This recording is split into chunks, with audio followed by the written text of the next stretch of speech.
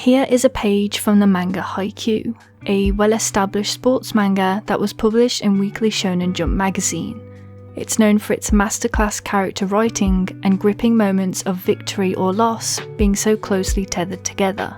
And most importantly for this video, incredibly clear and decisive use of paneling which elevates the emotions of each scene. With that said, this page is actually a fake. It's my own edit created in around 20 minutes. Here is the actual original page to this manga. I didn't edit the script, or the artwork, the lettering, or even the translations. So why does it not look and read so clearly? Well, for one, hierarchy. Hierarchy is a principle that influences the order in which we view visuals, not just manga, but any visual creation our eyes perceive. As an example, an artist may choose to make an element in their design larger than everything else, to bring attention to it.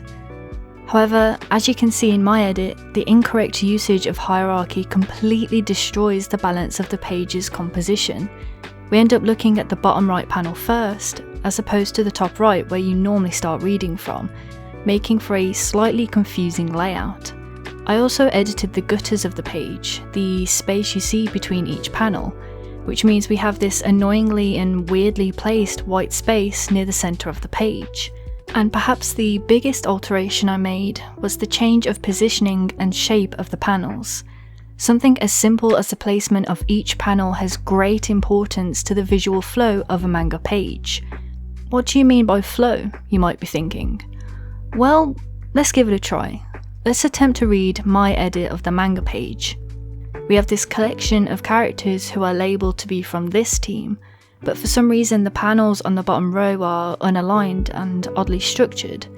And yet again, because of the overlap of this bottom right image, our eyes are automatically led to the bottom right. But we know that's also wrong, so we go to the top left, as we know that's where we should be led to next. We have the two speech bubbles very close together, so we don't have the clearest idea as to who's speaking what. And because of the positioning of the bubbles, we are drawn to the bottom left of the page to read from left to right, which is the wrong way. The original, however, as per Furudate's developed skill over the course of the Haikyuu manga, is much clearer and simpler to follow. We have the same set of characters, more organised and comprehensive to understand due to the contrast of the black background, which then leads us to this character, where the hierarchy can be seen much more clearly. He's larger than the rest, taking up more of the page, and even slightly overlapping some of the other characters. From this alone, we use these visuals to connect the idea he is the captain of the team, without having to be told so. And then with the slightly larger margin between the top and bottom row, we look to the bottom right of the page, and then naturally read from the right to the left, as it should be. Hopefully from this explanation you can gain an insight as to how important page layout and strong paneling for a manga can be. It's what keeps the story flowing, whether you notice it or not. Naturally, as most mangaka have, at the least, the most basic understanding of page structure and paneling, it can go quite unnoticeable as a reader. We read from page to page with an ease no different to breathing. You only notice something is wrong when it's not working correctly. An artist can have the most unconventional style of art, but as long as the paneling, page structure and composition is there, we can still keep reading. The story is intact and will progress through the story naturally. You'll find most manga follow common and traditional page layouts. That's not to say there's anything wrong with that. The simplicity works. It's been working for as long as manga was first created, because it's easy to navigate. So why change things when they work so effectively? Going out of the norm and being creative with paneling isn't anything new. In the current Weekly Shonen Jump manga Chainsaw Man, written and drawn by artist Fujimoto Tatsuki, there are plenty of examples where the usage of imaginatively unique page layouts really reinforces Fujimoto's creative way of storytelling. The exact same can be said for Sui Ishida's work in Tokyo Ghoul too, where impactful use of paneling really emphasizes his character's emotions or action sequences. Over the years I've seen many beautiful compositions and unique paneling.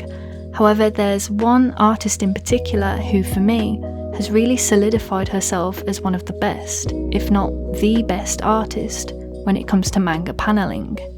This artist being Shirahama Komomi. Throughout her currently ongoing manga Witch Hat Atelier, Shirahama Komomi uses paneling in a way I've never seen in any other manga, especially not to this skill and finesse. For her, paneling isn't just a means of placing imagery into a shape or positioning the art on her page. She reimagines the potential of what paneling can achieve, experimenting with stylized framing and treating paneling almost as another character in the cast, being interacted with and showing signs of what I can only really describe as panel personification. To summarise Witch Hat Atelier, the story follows a young girl named Coco in a magical fantasy narrative where she hopes to become a witch.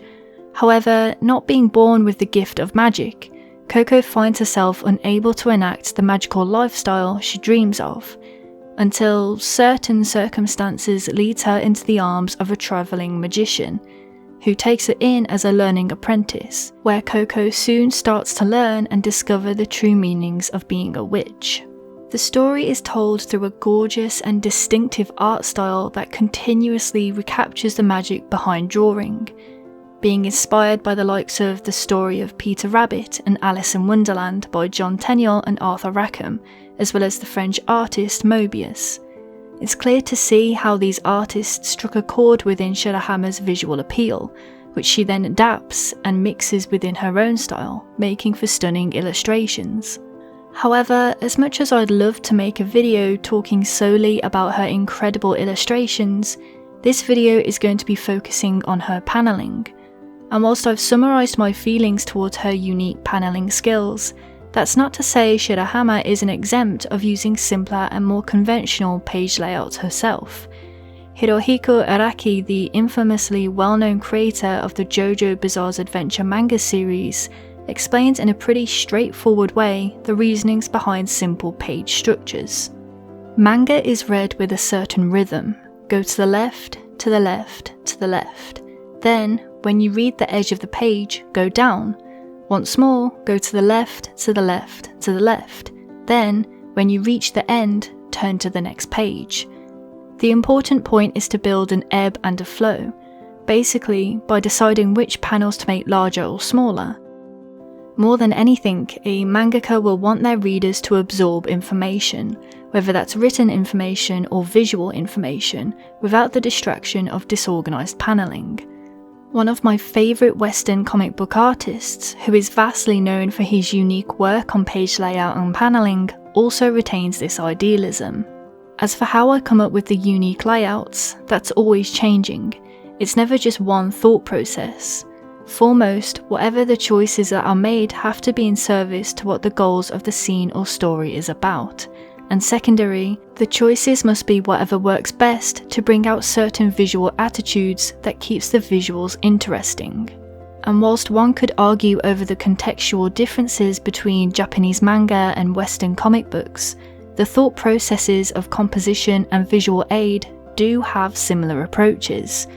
And given Shirahama's own favouritism of Western comic books and her own involvement with them, it makes sense that the creativity behind paneling is universal throughout a multimedia of designs. So, to get into the true reasoning for this video, I'm going to be showcasing and then explaining a lot of panels and pages Shirahama illustrated for Witch Hat Atelier, and how they impact on the story. So for that, I've split her techniques into 4 different categories. 1. Overlapping/overlaying. 2. Pacing/timing. 3. Framing. And lastly, 4. Other. This category is a mixture of techniques that wasn't used enough in order to give them their own category, such as symbolism, positive space, etc. So I've put them all under one category. I'm going to start with the easiest technique to explain: framing. If you have read this manga, you'd have probably noticed that a fair few panels within the story are decorated with these gorgeously designed frames. Shirahama often substitutes the simpler use of a normal lined border for a more articulate use of framing that adds a delicacy to the page.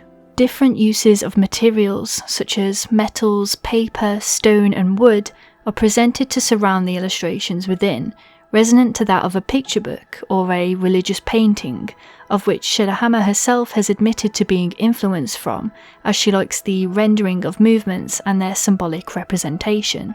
These resources not only remind readers of the natural ingredients that would be used in this world, as this story is set within a narrative lacking technology, but are utilised in a way that is integrated within the actual illustrations, in that the panelling seems to merge with the artwork, rather than being artwork placed in a rectangular shape, which can often make for an easier to read stylized page. However, Shirahama is not adverse to combining some of her techniques, which is where our next technique comes into play: overlapping and overlaying. A great example would be this particular page spread, a composition that relies on both overlapping and framing. We have this square panel that is integrated within the illustration of a picture frame, reinforcing the idea that the four girls are stuck in this hazardous environment that the Brimhat, the antagonist of the story, transported them into. They're enclosed within this painting with no means of escape, and having the dragons slightly overlapping the panel reminds the cast, and us the readers, the other lingering danger waiting for them like prey. Although, Shirahama then breaks this pattern by having Coco overlap the framing, showcasing her desire to escape this painting, whilst also providing a point of focus to her character, due to her being in the centre of the page and appearing larger than the other girls due to the high angle shot. Shirahama uses overlapping mostly as a way of adding depth to the page, making the panel boxes feel like they're not just a two-dimensional shape, but an actual tactile object that the characters interact with, whether that's objects weaving under and above the panel, or objects themselves interfering with the panels and overlapping them entirely. Another effective use of her overlapping technique is that she doesn't limit her illustrations to just inside the panel boxes. For example, if this piece of paper were to have been cropped to fit inside the panel, it would have felt much less interesting to look at and more constrained to the norm of a symmetrical layout. Shirahama also uses this technique on a 3-panel layout, where she illustrates Coco on top of the panelling to show she's being dragged out of her current conversation for a distraction behind her, and this wouldn't have been as obvious if Shirahama would have kept Coco inside the rectangle panelling. I can't move on to the next technique without showing this particular use of overlapping, because in this case, it's not an example of overlapping an illustration, but of the actual page itself.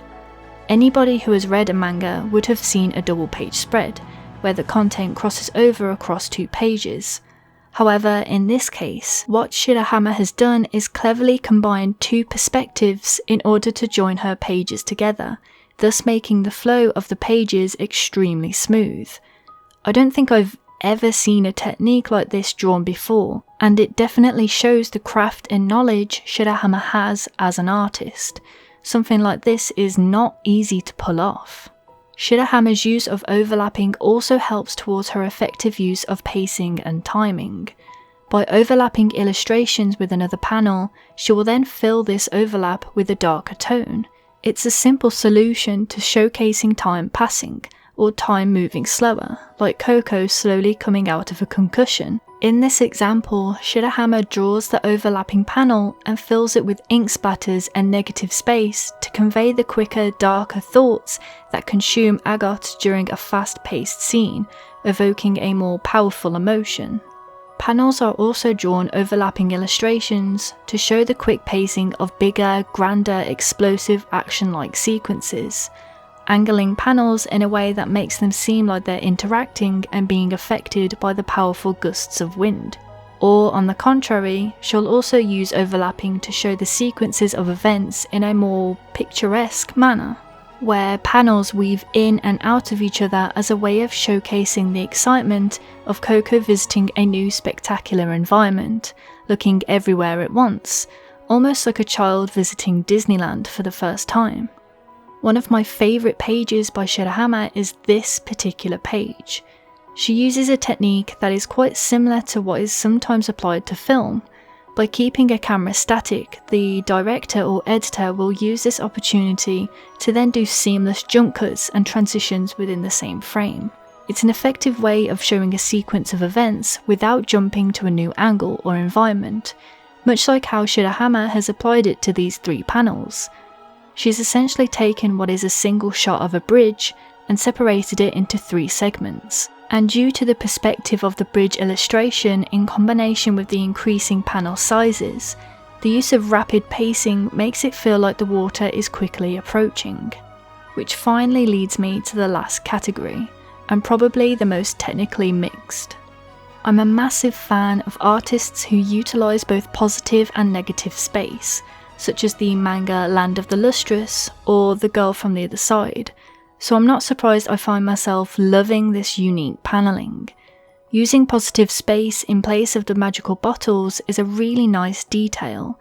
It's simple and doesn't take up more of the page, and if anything, the inward direction leads your eyes to the lovely top illustration even more. I mentioned previously that Shirahama is influenced by many religious art paintings, so symbolic imagery, like what you see on this page, was bound to be apparent. Having the black ink wrap around a panel that mimics the shape most people would recognise as the Black Widow's red marking. A symbol used to send off prey and warn enemies, and for humans, known to belong to a spider extremely venomous, which is a morbidly brilliant metaphor for the irreversible transformation that poisons Yuani's body. Shirahama uses this technique of making the panel feel like a tactile object by repetitively showing dark magic wrapping around the panels, as if it's a 3-dimensional shape. It makes the scenes communicate this feeling of being suffocated and trapped that much more vividly, not only trapping the character, but the panels too, which many readers normally see as being untouchable and unaffected by the actual story. There's also her use of integrating her panels within the page's environment, that again makes for a seamless page structure. She could have easily used normal rectangular panels on this page, but instead decided to implement something creative that in no way takes anything from the story. And finally, one of my favourite techniques of hers is what I previously called panel personification. Personification is to add human characteristics or attributes to a non-human, which is the best term I could think of to describe these specific panel layouts.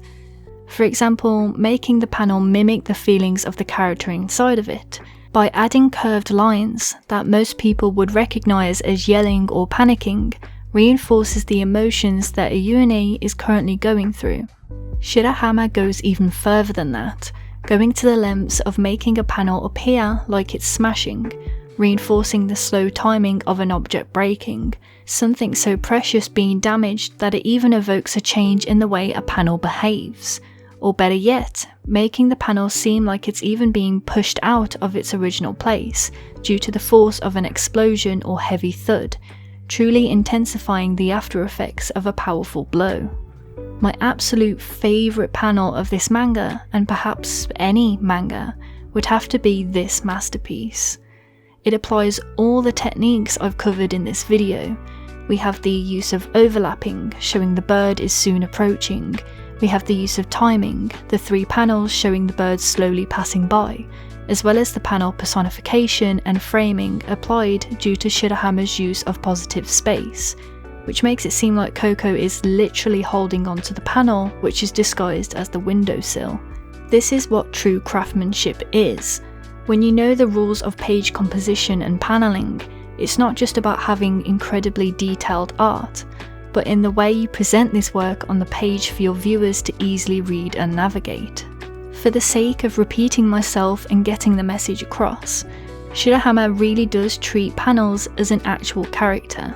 She gives them life, personalities and characteristics, makes them integrate within the pages, and if not that, then displays them in beautiful frames which continues to add this Ghibli-like feel to the story, even to the point where her most regular pages still feel so magically organised, with compelling visual direction or composition rules such as symmetry.